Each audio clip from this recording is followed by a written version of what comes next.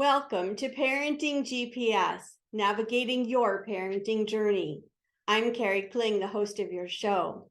And I'd like to welcome you today to my very first solo show, where instead of having a guest expert on a specific topic to share strategies, content, and resources with you, I am going to have a dual role today as your host and your guest. For many of you, you may not know my background, and I'd like to share it with you for just a moment so that you have a better understanding of how I came to share what I'm going to be sharing with you today. I began my career as, even before college, as an aide in a classroom, and then a classroom teacher for many years, and then consulting and teaching teachers and families all over the country, and a little bit of international work about learning in terms of how we learn, how our brains and our bodies best learn, what is the most powerful kind of learning, in addition to things that are behavioral and everything else involved with that. And so many, many years ago, and then I became a counselor and combined it all together in the role of a parent coach is what I'm doing now and hosting this show. Well, many, many years ago, I traveled quite a bit. This is before I had children, and I did presentations all over the country. And I used to laugh and say that I was a kid magnet, that no matter where I sat on a plane, if there was going to be a child traveling alone on that plane, that child would end up sitting next to me, and I loved it. Well, on a flight to Utah from Phoenix, I sat next to this little boy he was 8 years old, traveling by himself, and his name was Eric. And I told Eric that I was a teacher. I thought maybe that would make him feel more comfortable. And we started talking. Eric told me that he was from Arkansas and that he went on this amazing 2-week trip with his grandparents all around Arizona. He told me about the Grand Canyon and Meteor Crater and Sedona and going to the Old West movie studios in Tucson. They went all over the state. And he was telling me everything. He was so excited. And then I asked the question, wow, what do you think your teacher and your classmates are going to think about all of this when you tell them? And his face changed. He had a sad look on his face and he said, oh, my teacher probably won't even ask. But that reminds me, I have some homework to do and I haven't even started it. Since you're a teacher, would you help me? I said, of course, let's see what you have. And so he pulled out a packet from his backpack of 69 worksheets.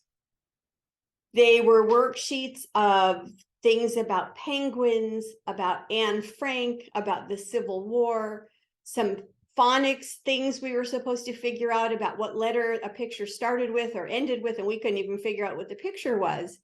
And I could feel my blood begin to boil. Not that I blame this teacher, because I know that probably what happened was she received a note saying, Eric will be out of school for the next 10 days. Could you please provide him with some work? She probably had 2 minutes, he or she had 2 minutes to pull something together. So just pulling things to have something for him to do. And I remember thinking, there has to be a better way. I came back home after my trip and I started thinking about what can we do? How can we help teachers, parents to really understand how learning is the most powerful and what we can do about it, no matter how old the child is and no matter where the child goes. And so I wrote many years ago, I came up with this, and it is called The Only Being Their Experience Guide Students Will Ever Need: Connecting Learning, Trips, Kids, and School. And it has a template in there for over 50 activities. I'm going to show you in just a moment of things you can do. And I'm going to share with you why it's so powerful and what it looks like and how you can get it. But first, I'm going to show you the updated copy. So years went by and the world became more and more digital. And I began working more and more with families as opposed to schools. And so with the permission of my mentor, Susan Kovalik, and I'll share a little bit more about her in just a moment, she gave me permission to create an ebook from that book. And this is what it looks like when it's printed out. And I changed the name of it to Are We There Yet? Connecting real life to learning, families, and memories to last a lifetime. So I wanted to share the backstory with you. And I wanted to share one other thing about Susan and the person who wrote all of the books with her that she did, Karen Olson. And this show is dedicated to both of them. Susan was the first person back in the late 80s when we first began to learn more and more about brain research to say, what would this look like in a classroom? What does this look like as the application for learning? Because see, so much of the research that we knew from that time was all research that was done on sick people. Doctors, researchers didn't have the technology to be able to look at a healthy human brain, hook it up and see what's going on. It used to be that most of the brain research was done on sick people or people that had trauma or injury to the brain. The doctors could say, you know, this part of the brain of this person is the part that is injured or suffered trauma, and the person can no longer do such and such. Therefore, we know that that part of the brain is connected to this task. I'm oversimplifying things, I know. But it was really the late 80s and George W. Bush that said the 90s are the decade of the brain, that people really started to understand more and more because of the technology. And what I'm about to do in the segments that we have for the rest of this show is first to teach you what that is, to give you a better understanding, and then to show you how to do it with your own children, whether you go to the park, you go on a trip across the country or the world, or even in your own backyard. We'll be right back.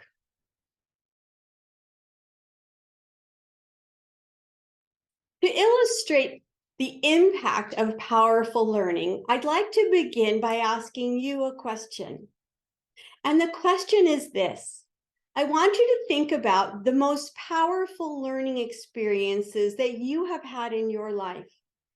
And when I define powerful learning, I'm thinking about things that you perhaps learned a long time ago, haven't done whatever it is in a long time, but yet if you were asked to, you could go back and do it right away and remember what it was you were learning, what you learned, or what you did.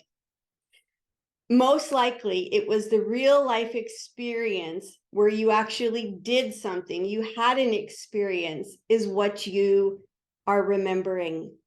I guarantee you that there's nobody out there listening that's going to say, you know, it was 8th grade, it was math class in chapter 8, problem number 16, did it for me, I got it.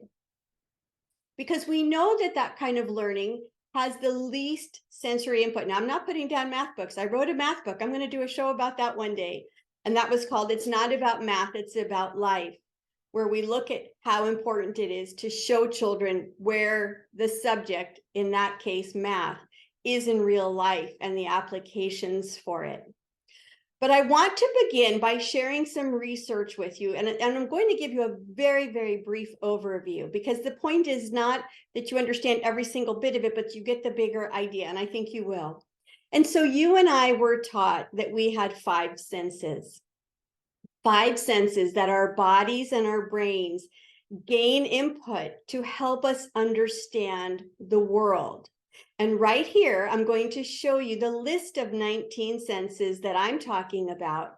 And this is from the work of Bob Samples from his book, Open Mind, Whole Mind, if you want to look it up. And it's pretty self-explanatory about what each sense is. And if you're not sure what it is, I'd be happy to answer a question if you want to send me an email, or you can just Google it and look it up. But here's what we know. There are many different kinds of learning experiences. Take a look at this hierarchy right now. It begins at the top with something that says being there. That's what I talked about earlier. The most powerful kinds of learning experiences that we can have are the being there or real life experiences. And here's the why. Only with a being there experience, a real life experience, are all of the senses naturally giving input to your body and your brain. And here's what happens with that.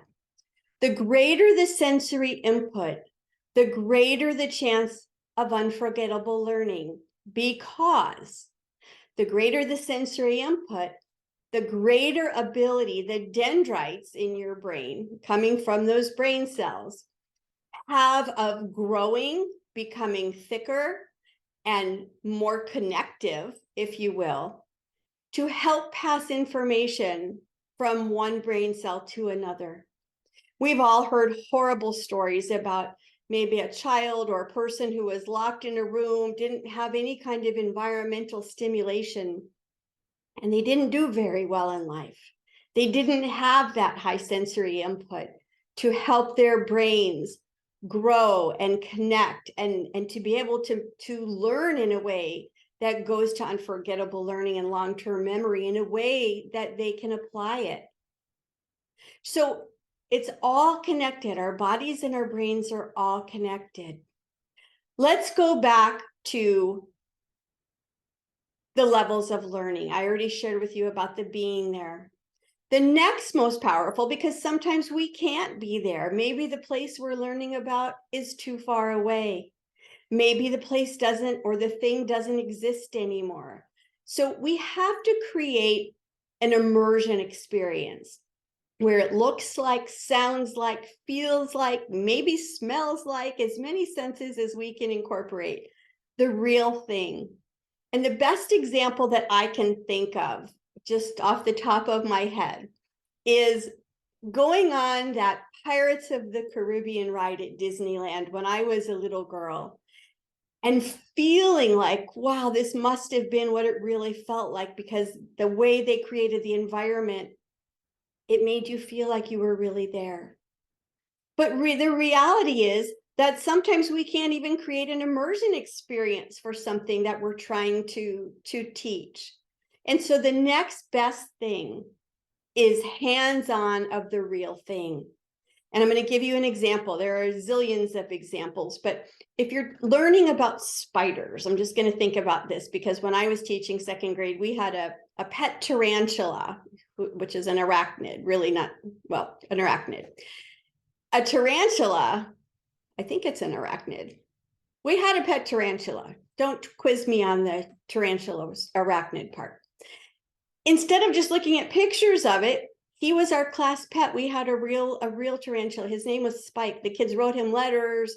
They made Valentines for him. He was really a part of our class, but that's a different story. So going from being there where all 19 senses are actively engaged to immersion where you have 13 of your senses engaged. I'm going to show you a graphic of this when I'm finished explaining it. Going to the real thing, or like a tarantula. If you're studying about plants, it's a real plant, not a model of a plant. Going down to something that is representing what you're studying, but it's a model of it. So maybe it's, if you're learning about boats, maybe it's a model of a boat instead of a real boat. That's better than just a piece of paper with words on it, but still a long way from unforgettable learning, from the being there experience. The next to the last most powerful, going down to least powerful, is looking at something that is secondhand. And so you're looking at something that has a picture about what it is you're trying to learn. Maybe it's a television you're looking at, or something on a YouTube video. Maybe it's a picture in a book.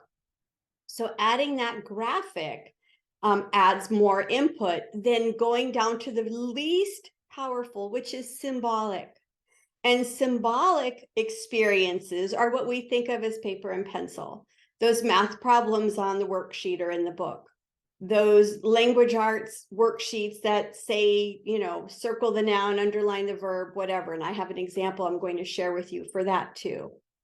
And so if you take a look at these next graphics, these ladders, it shows how many senses and which senses are actively engaged, with each kind of experience that I just shared with you. Here's the catch.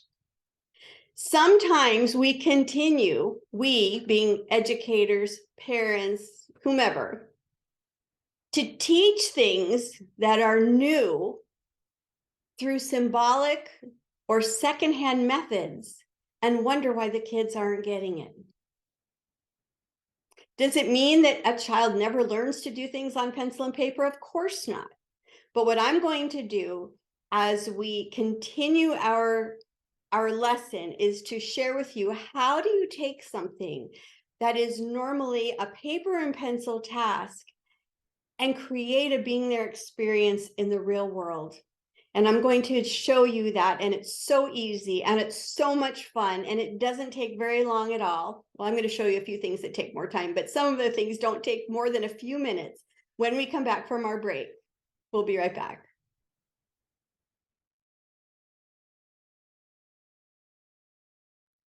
So now I'm going to take a few minutes and share with you what are some of the 50 plus activities that are in this ebook that I created, and how can you use this with your children this summer. We're beginning summer here in the Northern Hemisphere.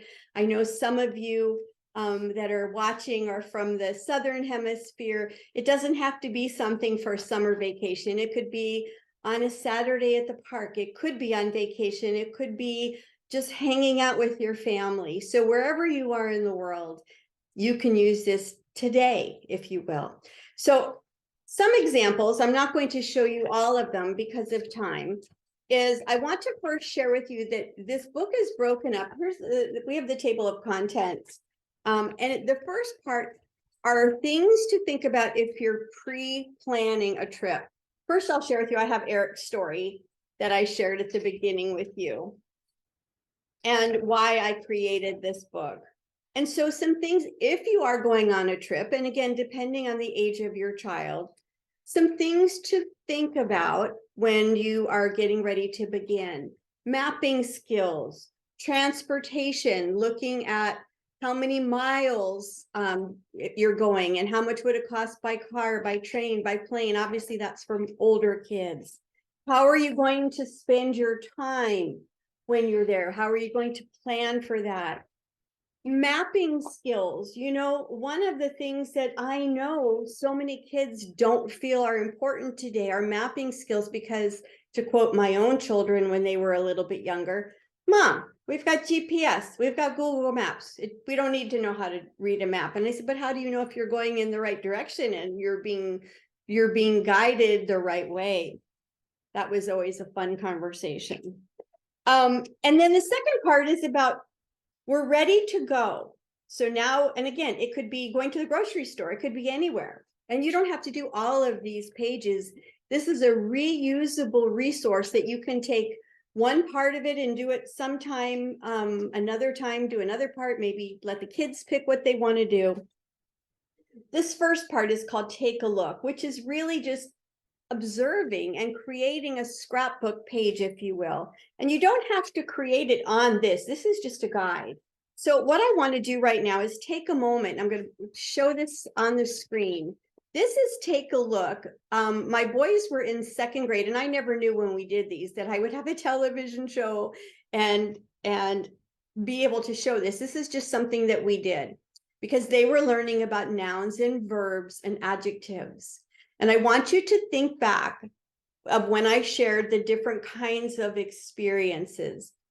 I would say that probably, I don't know, 95% of schools are teaching things like nouns, verbs, adjectives, parts of speech in a very low level way in terms of input. It's usually very symbolic. It's on a piece of paper. And as I mentioned, something like circle the noun, underline the verb, draw a triangle around the adjective, or whatever. That does nothing to really teach kids about language. It does nothing to get that in long-term memory in a way that is applicable. So we want to create a being there experience for parts of speech. You might be saying to yourself, what are you talking about, Kari? How do you create a real life experience to teach parts of speech? Well, here it is. One day we went to the golf course and my kids were learning about nouns and verbs at the time. And so I didn't even tell them what to look for, but I did ask them before we left. I said, I want you to just look around. Observe what you see on the ground. Observe what you see in the sky. Observe what you see moving or action taking place, because we're going to play a little game with this when we go home. So I just had them look. When we came home, we took this just plain piece of paper, construction paper, and as you can see, they drew what they saw for nouns: golf clubs, golf cart, grass, and a bag, and people. And then we labeled them. And then for verbs, the bird was flying, the leaf was falling, the wind was blowing, the people were talking, and the people were walking. That's it. It literally took about 8 minutes. And then we hung this up in our family room, so they kept looking at it. I will tell you that from that moment on, they never forgot what nouns and verbs were. They never forgot what they were. And we continued with adjectives, and as they did more and more. Well, you might be thinking, well, why is it important they know that? Well, it's important to know to be able to construct a good sentence and to be a good writer. And it's also going to be on every test they're ever going to take in terms of language arts. I don't believe in just teaching to the test. There's got to be meaning for it, but that's also reality. Getting back to the take a look. This next graphic is something that we did when they were a little bit older, after a trip to Seattle. So when we came back, part of the processing or just talking about our trip and how much fun we had, we went to the computer and they printed out, they looked up and printed out pictures of things that they saw there. And you can see those pictures right there. We then talked about some vocabulary, about some places that we went, and we put so much water because we live in the desert. Everywhere we look, they kept saying, there's so much water, there's so much water. They weren't used to that. You can see that there are some numbers on here. The number of people in Seattle, it was at the time 688,156 people. We wrote Phoenix was 1 million people more. How many miles did we travel to get there? 1,414 miles. Now, does that mean that they're going to really understand those numbers at that point in time? Maybe, I don't know. But the key point about numbers is to start to get the kids having a guide about, well, is that more or less than where we live? Is that more or less than when we went to such and such place? Is it farther or closer than grandma's house? Is it farther or closer than when we went to the beach? To start to get a handle on, what do numbers mean? Numbers don't exist by themselves. They represent other things. And so that's take a look. Let's keep going in the book. Looking at famous people that might be from where you are, the parts of speech scavenger hunt. That's what I just talked about. I shared with you. Writing a travel brochure, and here are some possible language arts and math skills that you can incorporate. And you can see there are lines written there for you to incorporate your own, and they can include pictures that they took. They can include pictures that they got from the internet. Those are just a few samples. Like I said, there are over 50 activities in here. And I'm going to tell you how you can get this in just a moment. But first, I want to share just a couple of other ideas with you that are not in the book, but that you can use to make powerful learning experiences with your family. There's no guilt here if you don't want to do this. I happen to love making books and making books with my children. When they were young, when first grade, we went to Sedona, which is about 2 hours north of where we live. By the way, these little books, these are just white, empty books. You can buy them anywhere online. They don't cost very much, and you can have them available for your kids to do. You can use photographs, you can use pictures that the kids draw, you can do a combination. But this is a great way to teach skills based on your experiences. And here we learned about alliteration. So our super sensational, spectacular swing up to Sedona. Now, again, I know people are working. I know people are saying, Kari, I don't have time for this. It could be something that you do on a Friday night instead of a movie. It could be something that you do on a Saturday afternoon. You can get the kids started on it and let them finish it. You can take 3 weeks to do it. It doesn't have to take a lot of time, but the memories last forever. And so very, very quickly, looking at some mapping skills, figuring out where we went, we could use, the kids told me what to put and what was happening, and then we typed it out together, and then they glued it on. For a while, my son, he decided to wear a helmet. He wanted to be a football guy. He wore a helmet everywhere we went for a long time. So here are just pictures from the internet. And again, we used the words that they used, looking at a drawing, looking at a postcard actually, and then making a picture about it. I'm just going to give you a couple more examples. Here's another example. So that one of the captions was done just in a marker, can be anything you want. So we talked about, we learned about a man named Frank on this hike that we went on that homesteaded this particular piece of land that's very famous, and he grew apple trees there, and there were over 300 apple trees that were still there from well over 150 years ago. And so there we go. We have 3 apple trees times 100, and there's Frank there at the bottom showing off his apple trees. Let me just show you one other thing. At the very end, we talked again about the numbers.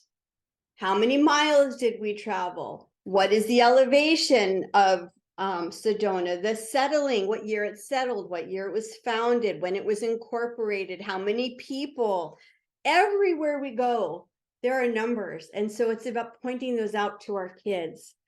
I have a couple of other examples, just different kinds of books, but because of time, I'm not going to spend too much time on them. Just to show you, it's the same kind of an example. This is just construction paper and stickers. That's all it is. And the kids told me well, they were young, so they helped me a little bit. And I laminate it, you can see, because it's shiny, and knowing what I know about lamination today, I wouldn't do that, but I didn't know that back then, that it's not great for our environment. And so, again, just lots of pictures, lots of memories, but this is what I wanted to show you. This was a map that they gave out. This was Schnepp Farms, which is a place about 45 minutes from where we live.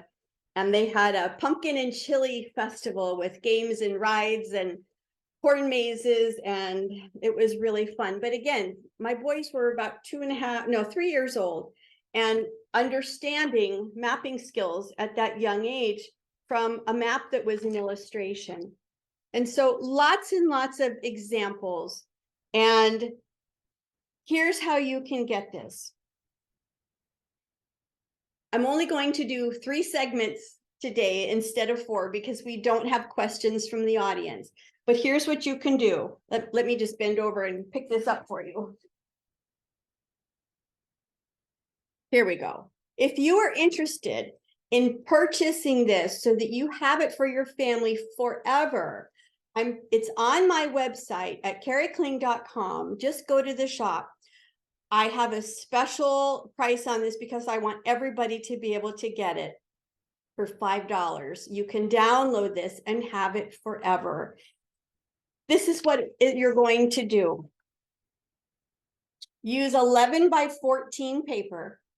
And when you print it out, you will have all of the pages. You can choose to either fold them. What I find is easiest is just take it and cut it, cut it right down the middle. And then you will have all of the pages. Take the cover, do not cut the cover, simply fold the cover and just put the pages inside the cover. I put a little book report cover on the end just to hold it. You can do whatever you want, but I encourage you to think about this. If your child is struggling with anything, even if they're not struggling, just to make it more fun and to have that powerful learning, to create then that dendritic growth in the brain, to create that high sensory input, look around you. Sometimes kids are learning about things long ago and far away, and they don't understand about the dirt lot across the street from where they live that they look at every day. I encourage you to, whether you buy this template, 50 activities for $5 or not, you can do it on your own. Go ahead and explore. Ask your kids, what would you like to do? Which activity would you like to do? And see how they respond. And then I would love you to take a picture of it and let me know. Send it to me at Kari@karikling.com and show me what you did. And I'll put it on my social media. If you don't want me to put your name, that's fine. I'll make it anonymous. But that is what I'd like to share with you about how to connect real life to real learning every day for your kids. I hope you enjoyed this. Thank you.